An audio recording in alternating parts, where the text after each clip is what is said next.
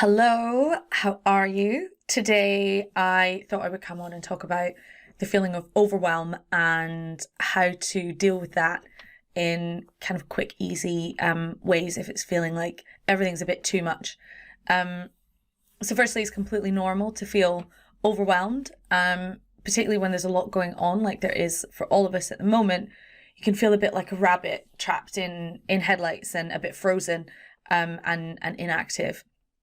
So overwhelm happens when we've got a lot of choices or information to take in all at once, or if we've got too many emotions that are all happening at once, and we just can't process it. And this can make it really hard to think rationally, to function normally. You're basically feeling like you're submerged in, kind of a tank of thoughts and feelings and all of the different things that you have to do. And it can be really difficult to know what to do, to find a way out, to see a clear path. And what happens is all of our focus is going into just basically into survival mode. And so rational thinking brain can take a bit of a backseat, and that can make it really hard.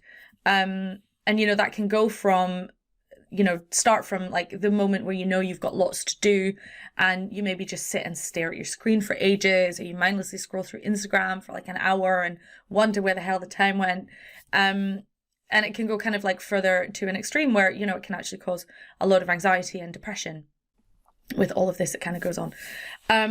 So here's a few things that can help to reduce overwhelm if you're feeling like there's a lot to take in at the moment. So the first one is minimize your decision making where you can. Our brain doesn't actually like lots of choices. It's not something that actually we're programmed really to deal with, and it tends to cause us to freeze up. We're exposed to more information and more choices on a daily basis than we have ever been with this fantastic world that we live in now. But all of the information and all of the choices take up valuable real estate, basically, in our brains. And that can make it really difficult to actually get on with important things because we're kind of cluttered with so many small, unimportant things. So see if you can simplify the decisions that you make daily. Whether that's things like, can you meal prep? Can you set out your clothes the night before? Like, Barack Obama is pretty famous for doing this as well.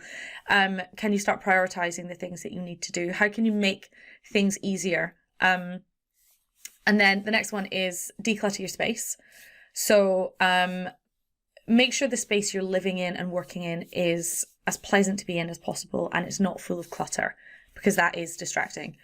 And it actually takes up mental energy when you're distracted by things that are kind of around you and you can see them. And even if you only manage one small area in your house, see if you can make a little haven for yourself. And decluttering goes the same for your mental space as well. So if you are exposing yourself to a lot of different bits of information, whether that's, the time that you're spending on social media, constantly reading updates on the news, checking in on what other people are doing, all of that takes up time in your brain. So see if you can reduce the time and reduce the intensity of those things on a daily basis, and that will help to clear out some space that's really important right now. The next thing is make a list. It's super simple, but write down literally everything that needs to be done. And for bigger tasks that start to feel quite, that in isolation feel quite demanding, break them down into smaller tasks. And then start to kind of chunk similar things together. So, have you got a bunch of emails that you need to write? Put all of them together and, group them so that you can actually become a bit more efficient with your time. Do you have a lot of admin tasks to do? Are there tasks in the house that need to be done? And so on and so forth. So then once you've got your lists, identify the most important ones and do those first. And be really critical about what's important, particularly at the moment when everyone's got so much going on. Think about what things you actually have to do and what things you can let go. And this is per the point on decision making. What you really want to do is find ways of simplifying the noise and the mental clutter. So if you can be brutal here, it will serve you all the better. And next one, this one can be slightly uncomfortable to consider, but if you can, look properly at what is contributing internally to this feeling of overwhelm. So what choices are you making that are contributing to the feeling? Are you enabling this feeling of overwhelm by taking on too much? Are you putting on too much pressure to yourself? Are you avoiding thinking about something so it's easier to pile on work and then feel overwhelmed than it is to address the thing that's going on with you? So there might be something that you're hiding from, or something that you've learned internally which can make overwhelm actually feel more comfortable. If you can start to understand the root of it, you can find it sometimes easier to let it go. It does take a little bit of work, and it takes a bit of soul searching and practice, and it also takes some headspace to find that time to start looking a bit deeper inside. But it can be really worthwhile if you can start to kind of reflect a bit more on what's happening with you. It can make it easier to come out of these kind of things. What I would say is, if you're going to dig into it, just approach yourself with kindness and compassion, and go gently, and just see what kind of feels right for you. And then the final one is breathe. So overwhelm is basically kind of the freeze response that goes along with fight and flight. So if you're overwhelmed, you're probably going to be breathing quite shallowly, quite high up here in your chest. Your heart rate's probably going to be quite rapid. You might be a bit jittery from a lot of the adrenaline that's pumping around your body.